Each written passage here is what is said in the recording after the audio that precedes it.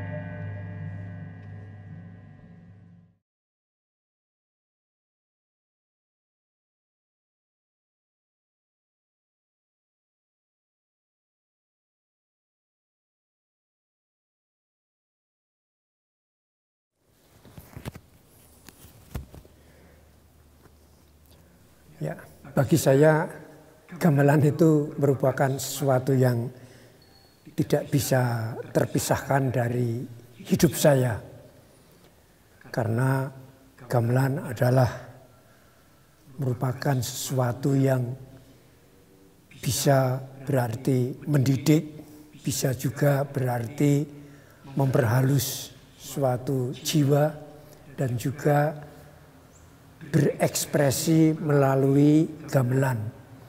Jadi gamelan di sini bagi saya merupakan salah satu sarana berekspresi. Oleh karena itu saya gunakan selama saya masih hidup.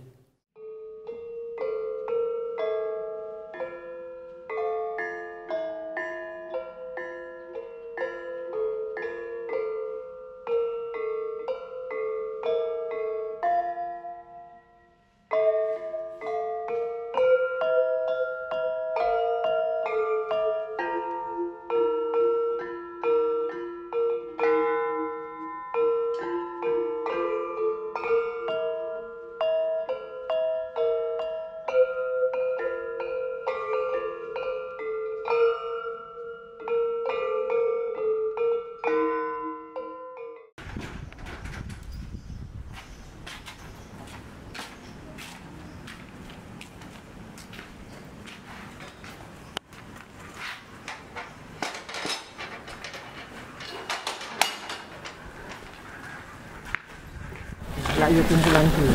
Oh. Itu kalau nggak niru dia.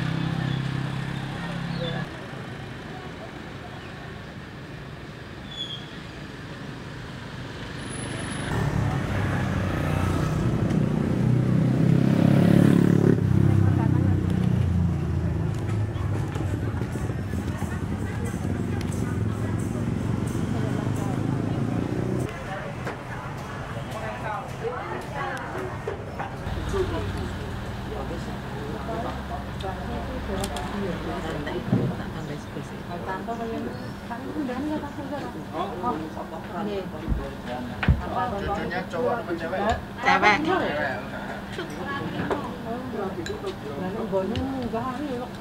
Jenenge tak otak-atik celukane ngantek bingung aku. Ini kita ada pembahas. Apa ya? Lah anu iki Kedah. kedah. Kedah apa jenenge? Prigel. Kedah prigel iki jenenge. Kayane kok anu kedahe kaya perintah ngono lho ana. Instruksi. Saya itu seorang pengajar dan juga seniman, yang mana seniman itu tentu saja berkarya, dan berkarya itu melibatkan daya kreativitas dan berimajinasi. Oleh karena itu saya suka orang-orang yang punya imajinasi tinggi, ya seperti John Cage atau Pak Marto Pangrawit itu sebagai tokoh karawitan pendahulu saya. Ya, saya belajar banyak dari beliau, terutama untuk gender. Ya. Jadi idola saya untuk karawitan tradisi itu Pak Marto Pangrawit. Selain itu juga ada guru-guru para empu itu juga menjadi idola saya. Walaupun saya tidak pernah bertemu, itu saya juga sering sekali memutar rekaman-rekaman yang beliau sajikan. Itu saya suka sekali mengungkap mendengarkan rekaman-rekaman dulu. Dan juga untuk tokoh-tokoh yang berkarya dengan bersumber dari karya-karya tradisi itu saya mengidolakan Pak Pangga itu sebagai idola saya.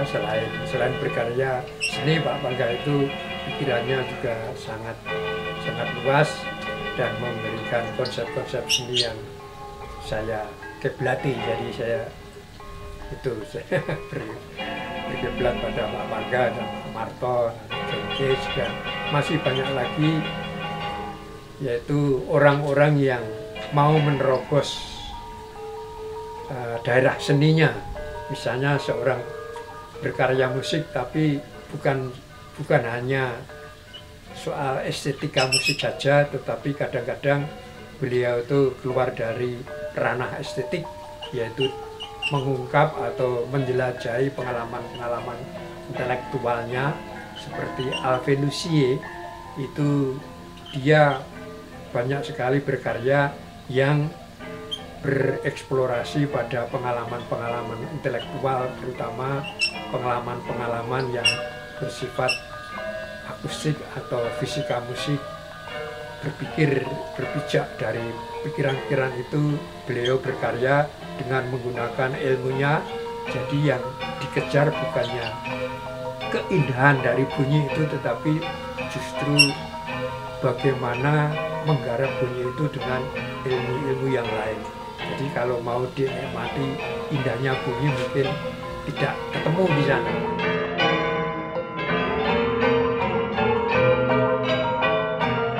Gamelan menurut saya perlu saya leluri, perlu saya lestarikan, dalam arti melestarikan tidak harus begitu saja diambil, dijaga begitu saja, tetapi juga perlu pengembangan yang mana pengembangan itu tentu saja akan disesuaikan dengan sejalan dengan zamannya supaya gamelan itu tetap hidup. Itu arti gamelan bagi saya, Pak.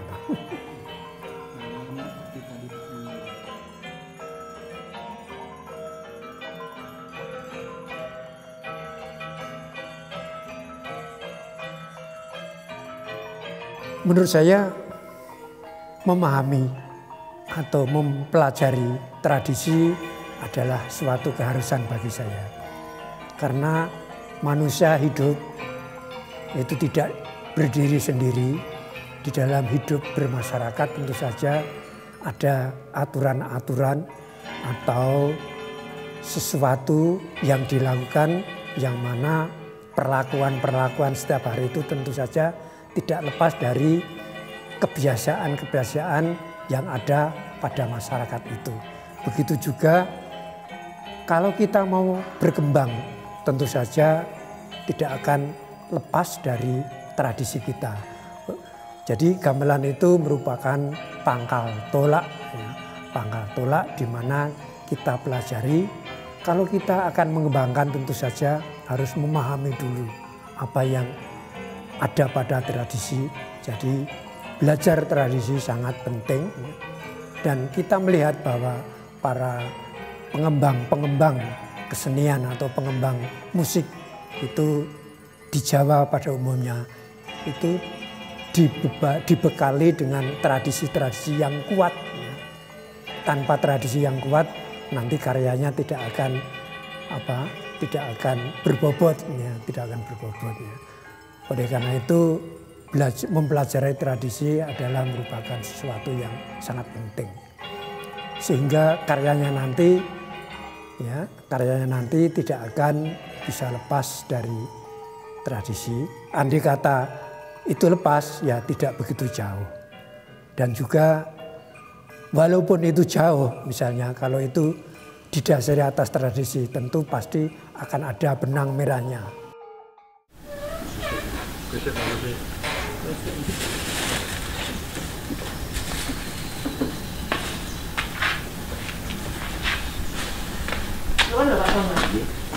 Masuk dulu. Apa depan gitu? Iya.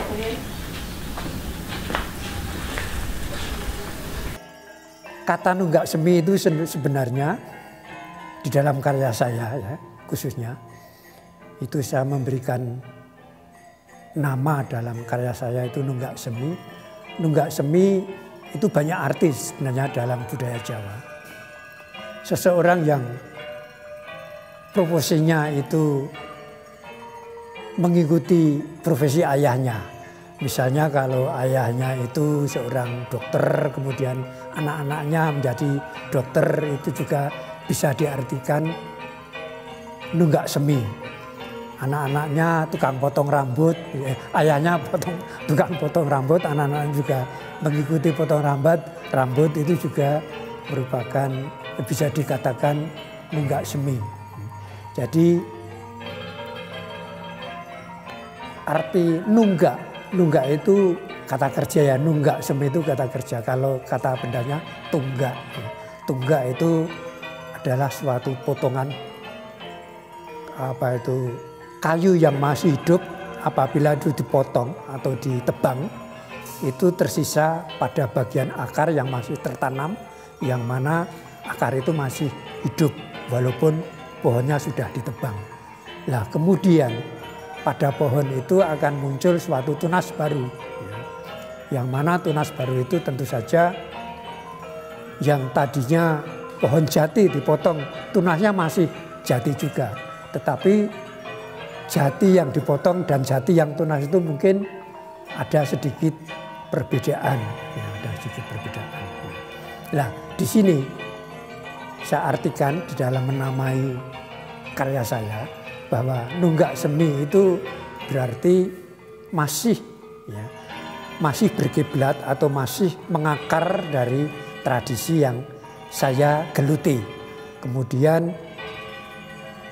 pertumbuhan yang saya bangun itu saya sesuaikan dengan zaman yang saya alami sekarang ini, dan juga saya kemas dengan olahan-olahan baru ya, sehingga merupakan suatu pertumbuhan tradisi yang baru.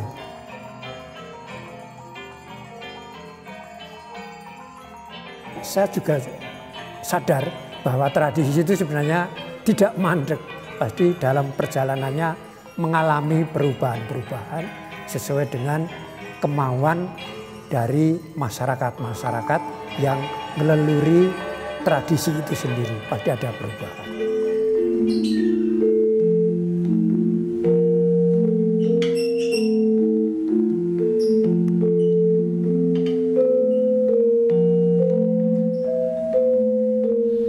Yang saya lihat Pak AL itu kalau berproses dengan teman-teman itu memang sangat disiplin sekali untuk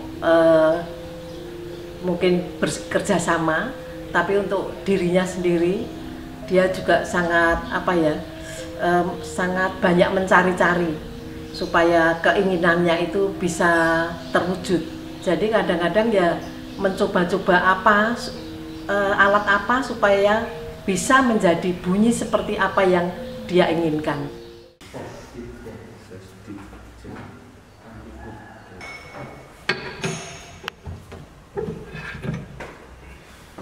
Bener gini ya? Lupa mohon.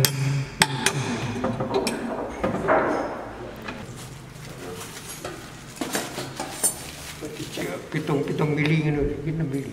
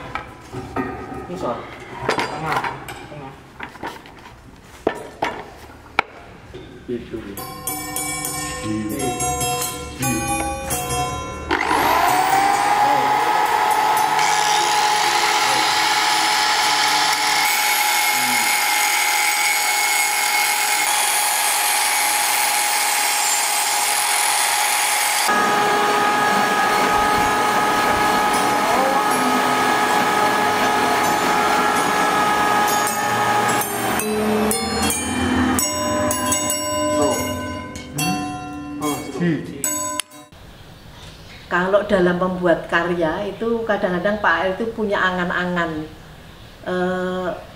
bagaimana bisa menemukan bunyi suara yang dia inginkan.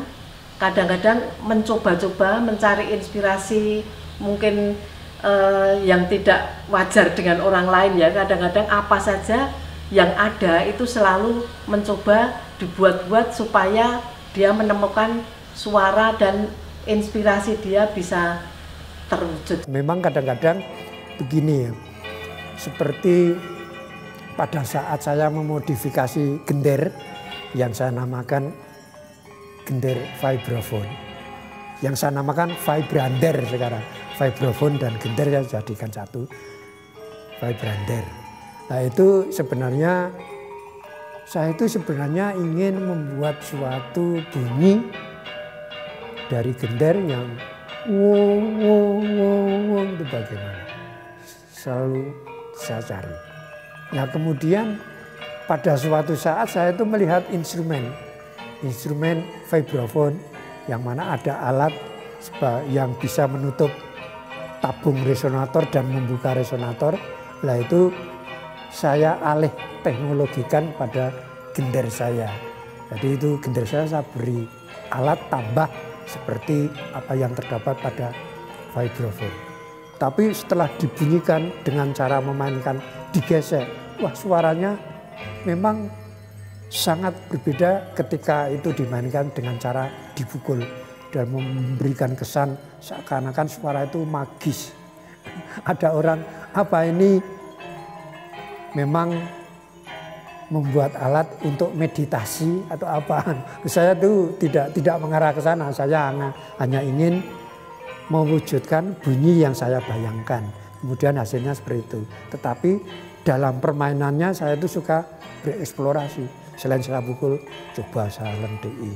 Kemudian saya gesek. Nah, setelah dihasilkan dengan cara digesek ini kok memang suaranya sangat-sangat sangat lain. Jadi memiliki suara yang magis. Nah, hasil dari bayangan itu kemudian saya ingin mencari suaranya seperti apa. Nah, dari hasil bayangan itu saya kemudian selalu mencari. Kadang-kadang saya mengangkat balok besi yang panjang, kemudian saya pikul, kemudian saya lepaskan, sabruk ke bahasa Jawanya ya. Saya lepas begitu saja, kemudian setelah jatuh ke bagian batu-batuan atau bagiannya keras, kelontang gitu ya, kelontangnya besi. Wah suaranya seperti itu. Sesuai dengan bayangan saya? Belum. Karena saya Saya menangkap dalam bayangan saya bahwa satu bunyi itu tidak pure satu nada. Pasti ada nada-nada yang lain yang mengikuti nada fundamental, katakan begitu. Nah, saking banyaknya nada fundamental itu akan membentuk suatu warna bunyinya yang saya jatuhkan tadi belum sesuai dengan apa yang saya bayangkan. Saya mencari lagi, kemudian ini batang besi saya tancapkan, saya pukul, suaranya kurang pas, dan juga suaranya durasi getarnya tidak begitu panjang, teng terus habis. Nah, dari sana juga berpikir bagaimana supaya batang besi itu bisa mengeluarkan harmonik ya, atau nada parsial atau anak nada yang begitu kaya, tapi durasinya panjang dan nyaring. Kemudian saya rekayasa, saya bentuk dengan bentuk tertentu dengan dipipihkan pada suatu bagian sehingga bentuknya meruncing seperti ujung pensil itu ya. Kemudian saya klem, dipukul, wah suaranya sudah ini twang twang. Nada fundamentalnya justru tidak terdengar di sana. Yang terdengar nada parsial itu, anak-anak nada. Nah, kemudian dari anak nada yang paling kuat, yang pertama, kemudian anak nada yang kedua, sampai cucunya, sampai udek-udek gantung siwur. Tingkatan-tingkatan apa?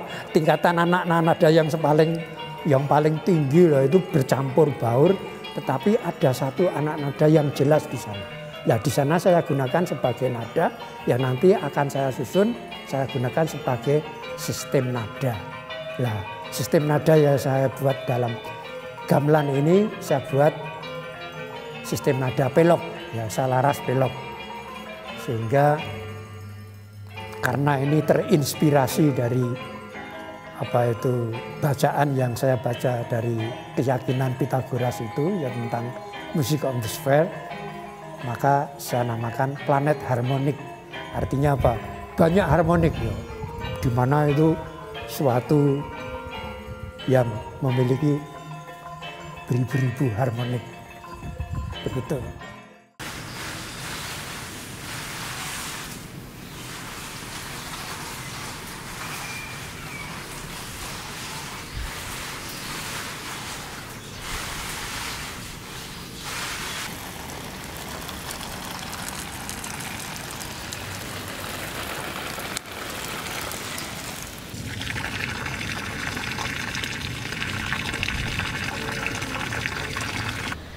Dalam keluarga mendidik anak-anak, karena memang kebetulan anak saya itu putri semua ya, jadi yang saya bayangkan bahwa itu anak laki-laki yang kadang-kadang dirasakan bandel. Perempuan semua, dia itu kalau mendidik anak tidak sering memerintah anak untuk diarahkan, itu tidak, tapi dia selalu memberi contoh. Memberi contoh itu, contohnya ya itu sangat sederhana sekali. Mungkin dengan kerja di rumah yang sepele-sepele itu dia tidak mencontohi sebetulnya. Ketoke kowe ngerti dhewe pora begitu. Kadang-kadang untuk tidak mau dia itu memerintah anak dan tidak mau untuk memaksakan, tapi dia memberi contoh untuk kesehariannya.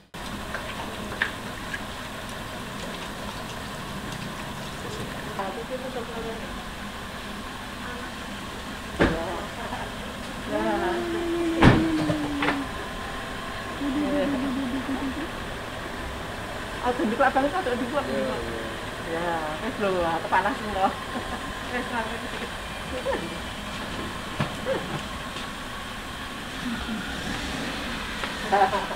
sopirnya.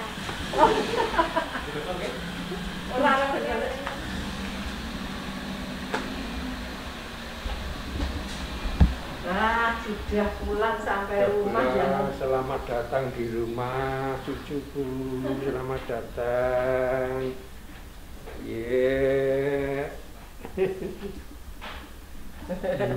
Karena ini sudah disediakan tempat. Ini. Mujure ngono? Ya anu lah, gue udah jujur gini lah natap.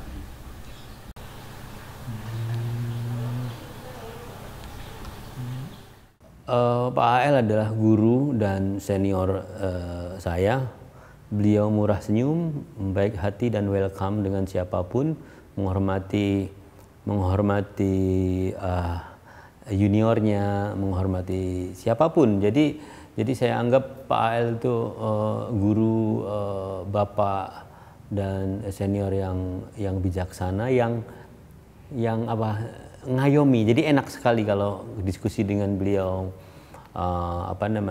bekerja sama dengan beliau itu enak sekali.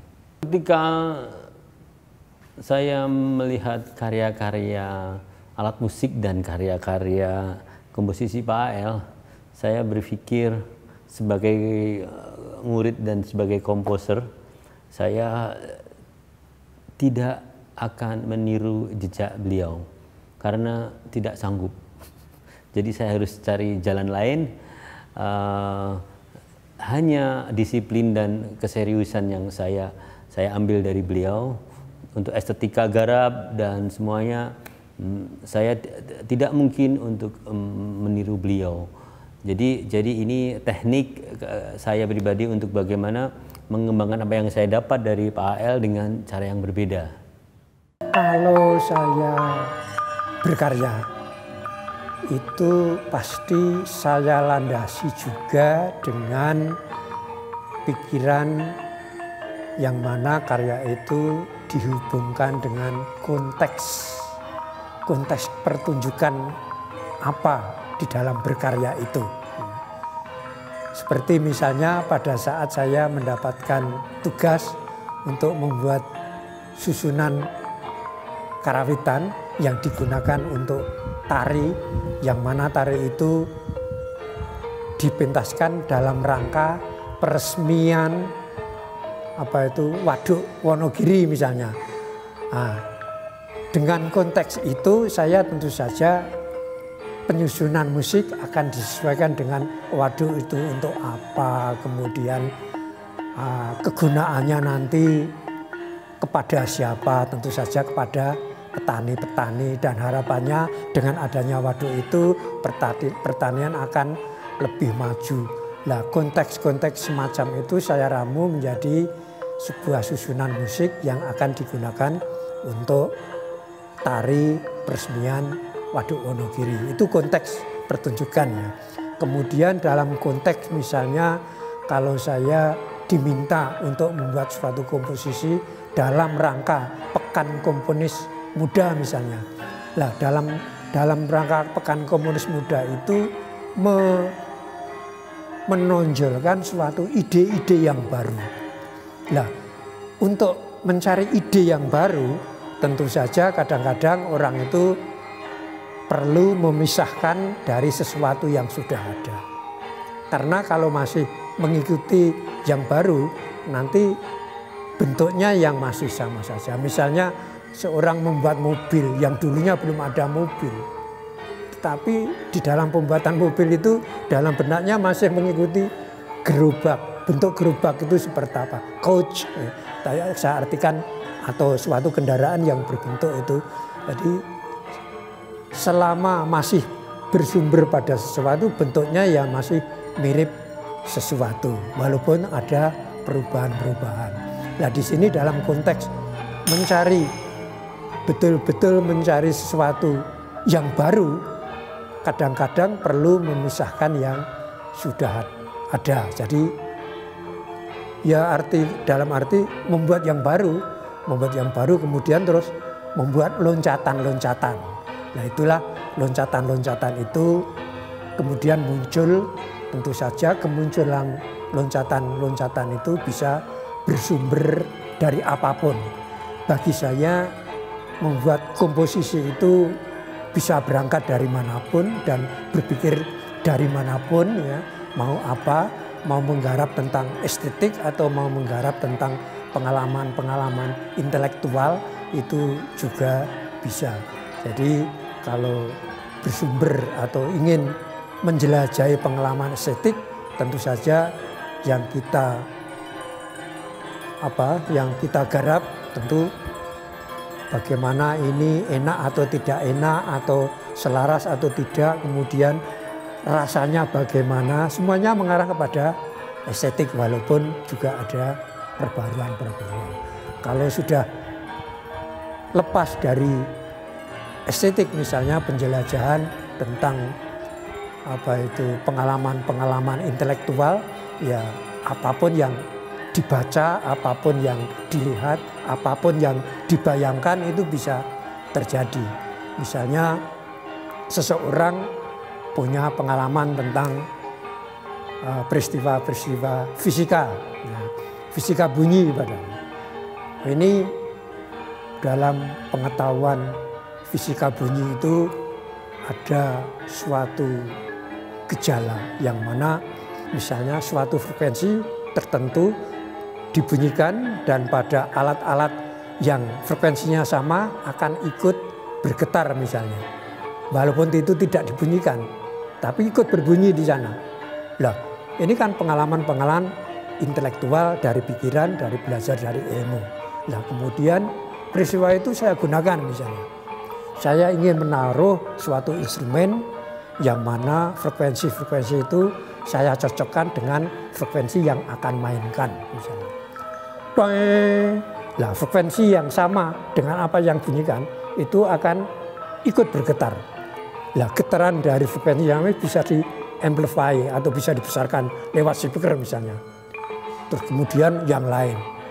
Lah dari rasa mungkin itu tidak mengungkapkan rasa apa-apa, tetapi yang ingin saya jelajahi adalah pengalaman-pengalaman intelektual yang saya katakan tadi, bukan estetik ya.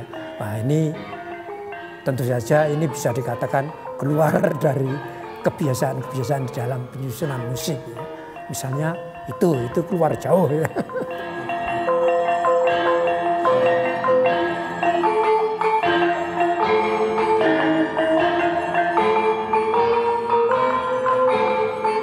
Ya, seperti planet harmonik ya. Planet harmonik ini sebenarnya mendapat suatu inspirasi ketika saya membaca buku. Saya itu kan diisi dulu diberi tugas untuk mengajar akustika, ya, belajar mengajar akustika dan organologi. Nah, saya dulu tidak pernah belajar estetika sama sekali. Akustika sama sekali. Karena saya diberi tugas, saya selalu mengumpulkan buku-buku referensi yang bisa saya baca yang memuat tentang akustik, ya. Akustik terutama akustik musik dan juga Physics and Music dari buku judul itu, ya, The Science of Musical Sound, yaitu pada halaman pertama itu ada bab pengantar itu diceritakan bahwa planet-planet, ya, judulnya adalah Music of the Sphere. Pada buku pengantar itu judulnya Music of the Sphere. Di sana isinya adalah tentang keyakinan dari Pythagoras bahwa Pythagoras itu meyakini bahwa semua planet-planet yang ada ini dalam pergerakannya, ya, perputarannya dalam porosnya itu memunculkan suatu frekuensi. Ya. Terus kita bayangkan ada berapa planet di dalam kehidupan kita ini. Ya, planet yang sudah bisa diidentifikasi itu ada berapa, kemudian benda-benda yang lain ya di luar planet itu juga ada pergerakan-pergerakan. Nah, menurut Pythagoras bahwa semua planet dalam pergerakannya itu mengeluarkan suatu atau planet itu bergetar sehingga mengeluarkan frekuensi. Frekuensi setiap planet akan berbeda-beda tergantung kecepatan, tergantung besar kecilnya planet itu sendiri. Nah, dari tergabungnya suara planet yang bergetar secara bersamaan, itu menimbulkan suatu musik yang disebut oleh Pythagoras itu Music of the Sphere atau Harmony of the Sphere. Nah, dari sana itu saya kemudian yang namanya seniman itu sering sekali membuat suatu imajinasi. Tanpa imajinasi saya kira tidak akan terjadi suatu karya seni. Nah, dari membaca itu masuk ke dalam imajinasi saya. Seberapa dahsyatnya ya kelenengan atau permainan musik dari planet itu ada di dalam bayangan saya. Tetapi telinga saya itu tidak mendengarkan apa-apa. Tapi justru dengan tidak mendengar itu kita dengan bebas bisa membayangkan apa yang berbunyi di sana. Ditutup dulu, kecuali Viko. Ya, oke. Sekarang Viko bicara, silakan jelaskan. Ini kan Anda diminta untuk membuat ketawang berdasarkan Sekar Mojopat. Jadi yang namanya gending itu mestinya ada buko. Kemudian kalau ada umpak ya umpak, kemudian setelah umpak baru ngelik, biasanya kirungan ini. Oke, kemarin itu yang saya berikan itu contoh penulisan saja ya, hanya contoh penulisan saja. Jadi Anda ini diminta untuk membuat gending, ya toh? Membuat gending dasarnya adalah lagu Mojopat Sinom. Wani apa jenenge?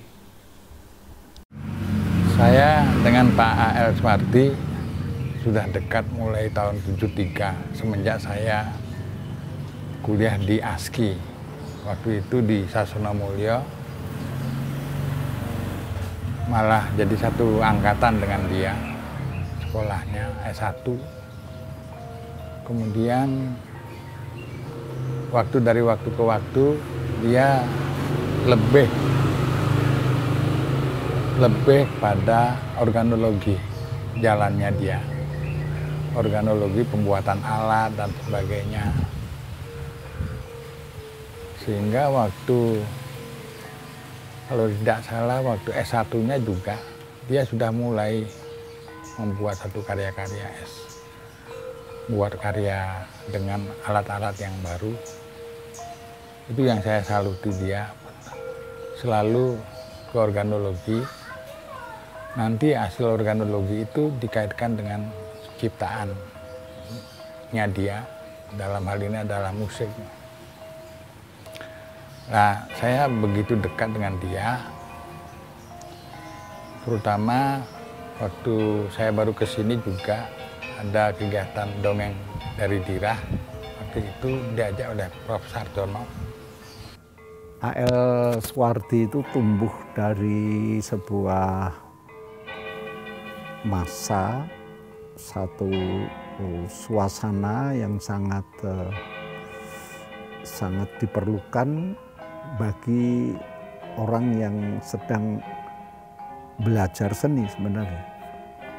Karena waktu itu ada pendidikan ASKI, zaman ASKI ya, Akademi Seni Karawitan Indonesia di Solo itu, tempatnya sendiri itu tempat yang sangat inspiratif karena di Sasono Mulyo. Sasono Mulyo itu sebuah ruang bagian dari Keraton Solo, ruang pangeran sebenarnya. Jawa arsitekturnya, pola arsitektur Jawa yang terbaik dan juga terspektakuler karena sangat besar. Dan bukan hanya dari sisi struktur arsitektur tradisi Jawa yang kuat, tetapi dari sisi akustik. Dari sisi akustik, bangunan Pendopo Sasono Mulyo itu sebenarnya akustiknya itu hampir sama dengan concert hall dari sisi akustik. Tidak ada gaung dan setiap bunyi itu muncul dan bisa didengar dengan tanpa sebuah gangguan tumpuan dari eko warna suara yang lain, timbre yang berbeda-beda itu terakomodasi. Nah, itu karakter yang hebat dari Pendopo Jawa itu, para arsitek Jawa itu sebenarnya juga sekaligus ruang yang paling cocok untuk gamelan Jawa. Atau bisa juga dibalik bahwa gamelan Jawa itu dilahirkan oleh sebuah sistem desain arsitektur yang sebenarnya sangat refine, sangat canggih. Sehingga bukan hanya visualnya yang menarik, tetapi sebenarnya secara akustik itu sangat teknologi tinggi. Sehingga banyak kesaksian dari para pemain-pemain atau komposer-komposer Eropa itu ketika berada di Pendopo Jawa, di tempat saya dulu ya persis Pendopo itu selalu komentar mereka, bangunan Jawa itu adalah sebuah akustiknya seperti concert hall. Nah, A.L. Suwardi berada di lingkungan itu dan zaman ASKI itu hampir 24 jam orang itu. Karena banyak yang selalu dibebaskan tidur di Pendopo, habis latihan sampai pagi. Luar biasa itu suasana. Juga selain itu suasana yang menarik dari ASKI zaman itu adalah direkturnya. itu namanya Pak Gendon Humardani, itu orang yang wawasannya sangat luas. Nah, di zaman ASKI itu kalau mereka itu belajar gamelan Bali, selain belajar gamelan Bali dari guru-guru Bali yang didatangkan di Solo, ada satu periode di mana semua mahasiswa itu berangkat dan tinggal di desa Bali, di daerah Sabel, saya nggak keliru, di rumahnya seorang Empu Raka Sabel. Mereka belajar gamelan Bali langsung dari Empu, langsung dalam lingkungannya, pedesaan, juga lingkungan pura, para raja-raja Bali itu, dan juga terlibat juga di dalam upacara-upacara. Dari pengalaman-pengalaman itu dan dari kuliah-kuliah yang diberikan oleh Pak Humardani pada waktu itu pasti selalu mendorong para cantriknya untuk mencari suatu wawasan yang luas, pandangan-pandangan yang luas, dan mendorong untuk berkreatif. Yang mananya berkreatif itu tentu saja tiada batas di sana. Dulu waktu di Amsterdam Gamelan Festival di Tropenmuseum, saya dengan senang sekali mendapat ketiban campur dari Pak AL untuk membantu karyanya. Jadi saya waktu itu main lupa saya, genta. Terus main di Tropenmuseum dengan beliau. Dan waktu Pak AL proses S3 presentasi, kami punya ruang bukan musik biasa, warisan dari Wayan Sadre. Kami kerjasama, jadi Pak AL memainkan karya-karyanya di ajang bukan musik biasa, dan itu saya merasa sangat terhormat sekali beliau kerso tampil di BMB. Mungkin ini juga kerjasama yang menarik karena saya berpikir Pak Wayan Sadre juga akan senang ketika Pak AL bisa tampil di bukan musik biasa. Jadi 2 kali saya kerjasama dengan Pak AL, satunya di Amsterdam dan kedua di BMB. Di BMB saya main danbo. Jadi itu juga kesempatan yang menyenangkan buat saya. Nah, ini kemungkinan besar bawaannya sudah seperti itu. Kemungkinan besar ada fase di mana waktu itu umurnya 21 atau 22, dia waktu itu punya kesempatan untuk keliling Eropa. Dan keliling Eropa di dalam sebuah suasana yang memang langsung pengalaman memainkan karya. Dan itu kebetulan itu dia ada di dalam sebuah pertunjukan di mana saya yang menjadi sutradaranya dan menciptakan kesenian itu.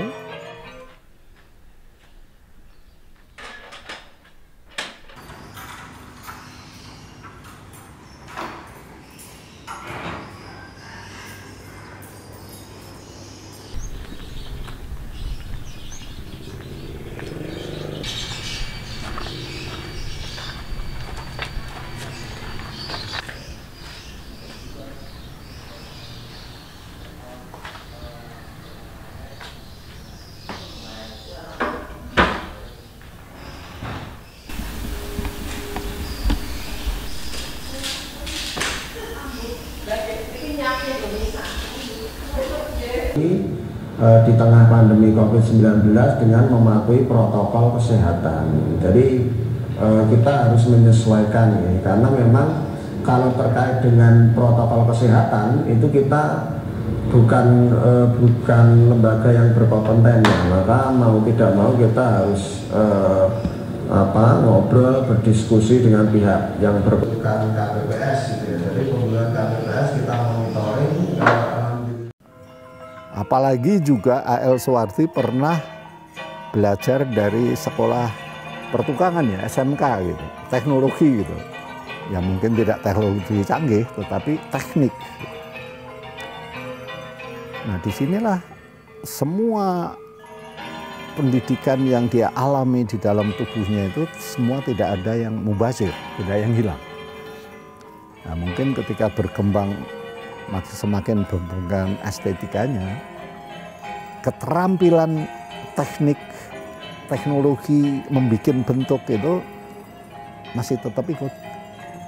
Itu sebabnya dia dari muda, sejak dia umur 18-20 itu juga sudah selalu tangannya itu terampil membuat alat-alat. Seorang seniman itu sebenarnya juga begini, mulai dari kecil itu sudah terbentuk karena ayah saya seorang dalang dan memberi pelajaran karawitan pada para penabuhnya. Latihan sejak kecil saya sudah mendengarkan gamelan dan kadang-kadang saya pegang instrumen yang tidak boleh dipegang, diminta orang yang mestinya main, ya saya tidak boleh. Waktu itu nakal-nakalnya ya, kalau sudah main kendang itu pengendangnya mau ganti nggak boleh. Itu dari kecil begitu, kemudian berlanjut ke konservatori waktu itu tahun 69 saya belajar ke sana, lulus tahun 72. Nah, pada saat sekolah itu sendiri saya merasakan ketinggalan dengan teman-teman. Karena saya merasa ketinggalan, kalau pulang dari sekolah saya nggak pernah pulang ke rumah teman yang lebih pandai, minta diajari. Jadi kepekaan suaranya membuat dia itu selalu punya rasa ingin tahu untuk mendengar suara di luar instrumen yang dia kenal, misalnya gamelan. Gamelan menampilkan suara seperti itu. Tetapi dia juga seringkali mengalami mendengar sebuah suara yang tidak ada di dalam gamelan. Nah, suara itu menjadi obsesi dia. Nah, untuk itulah dia harus menciptakan instrumen sendiri.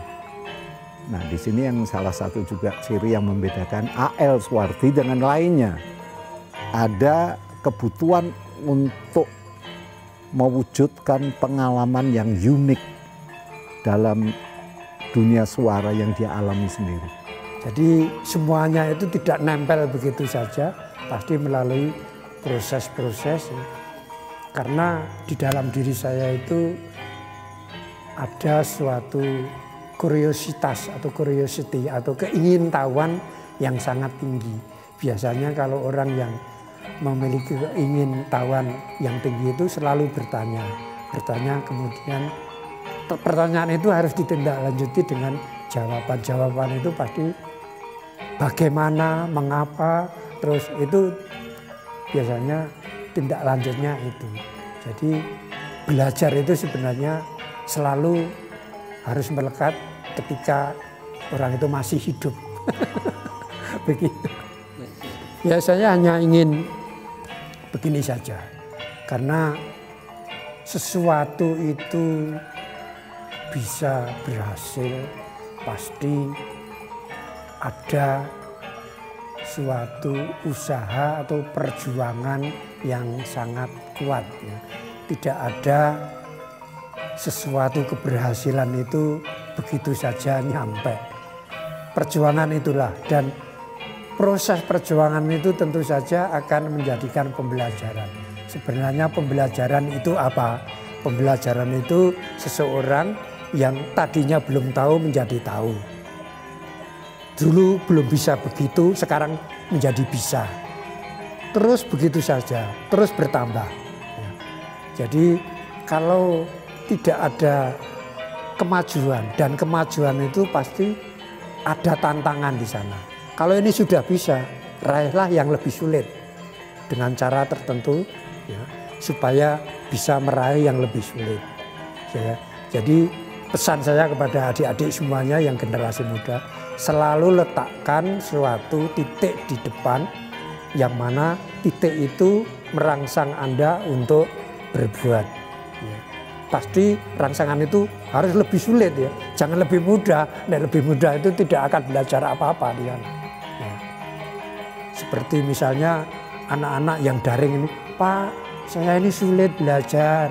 ini saya tidak punya alat, wah saya tidak bisa menjawab pertanyaan itu. Carilah sendiri supaya mereka apa?